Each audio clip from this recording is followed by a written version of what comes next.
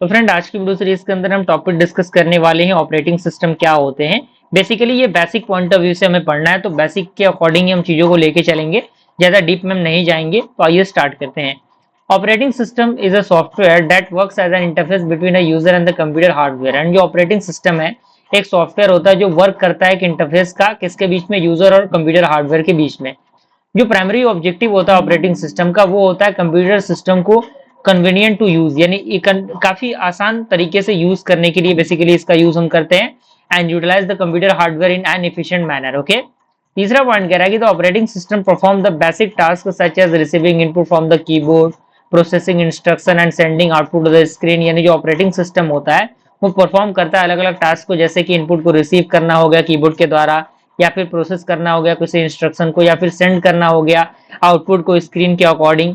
और अलग अलग टाइप्स के ऑपरेटिंग सिस्टम है, जैसे यूनिक्स है, लिनक्स है, रेड हैट है, उबंटू है, उसके बाद एमएस डॉक्स, एमएस विंडोज है, 98 एक्सपी, विस्टा, विंडोज 7 8 9 10, और उसके बाद Windows NT 2000 2003 5 OS 2 Mac OS. ये सारे अलग अलग टाइप्स के क्या है, ऑपरेटिंग सिस्टम है। अब पॉइंट कह रहा है कि the operating system manages overall activities of a computer that the input output devices attach to the computer. यानी जो ऑपरेटिंग सिस्टम होता है वो मैनेज करता है ओवरऑल एक्टिविटीज को कंप्यूटर के और इनपुट आउटपुट डिवाइसेस के जो अटैच करते हैं कंप्यूटर के द्वारा। अगला पॉइंट कह रहा है कि in the first software you see when U turn on the computer. यानी पहले सॉफ्टवेयर के अंदर आप देखें कि आप किस तरीके से कंप्यूटर को ऑन कर रहे हैं। And the last software you see when the computer is turn off. Okay, जैसे कि ये फॉर्मेशन है ऑपरेटिंग सिस्टम का। अब पॉइंट कह रहा है कि it is a software that enable all the program you use. यानी ये क्या होते हैं, सॉफ्टवेयर होते हैं जो सारे प्रोग्राम को इनेबल्स करते हैं जिनको हम यूज कर रहे हैं। And it is the simplest level and operating system does two thing. यानी ये सिंपलेस्ट लेवल होता है और ऑपरेटिंग सिस्टम के बाद दो थिंग्स होते हैं, पहला आपका फर्स्ट होता है, दूसरा सेकंड। तो फर्स्ट के अंदर ये मैनेज करता है हार्डवेयर को और सॉफ्टवेयर रिसोर्सेज को कंप्यूटर सिस्टम के। एंड ये जो रिसोर्सेज होते हैं वो इंक्लूड करते हैं प्रोसेसर को, मेमोरी को, डिस्क स्पेस को। एंड सेकंड जो होता है वो प्रोवाइड करता है एक स्टेबल और कंसिस्टेंट वे को एप्लीकेशन के, जो डील करता है हार्डवेयर के अकॉर्डिंग बिना किसी none of detail about the hardware के। ओके, अब यहाँ पे फंक्शन आता है ऑपरेटिंग सिस्टम का जो कि आपके सामने दिया हुआ है। कह रहा है कि the various functions those are perform by operating system. यानी अलग अलग फंक्शंस जो होते हैं ऑपरेटिंग सिस्टम के द्वारा परफॉर्म किए जाते हैं। सबसे पहले आपका आता है operating system as a resource manager. यानी जो ऑपरेटिंग सिस्टम होता है वो रिसोर्स मैनेजर की तरह भी काम करता है।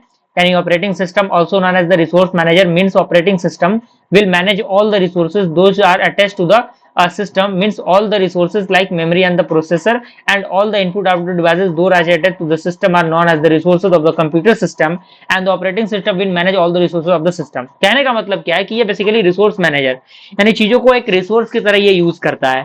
सारे पॉइंट का सारांश यही है। स्टोरेज मैनेजमेंट की हम बात करें तो ऑपरेटिंग सिस्टम स्टोरेज मैनेजमेंट की तरह भी काम करता है चीजों को स्टोर करने के लिए। तो उसके अकॉर्डिंग इसके अंदर पॉइंट लिखे गए हैं। प्रोसेस कराने के लिए, किसी भी चीज को प्रोसेस कराना हो ऑपरेटिंग सिस्टम के माध्यम से हम करते हैं।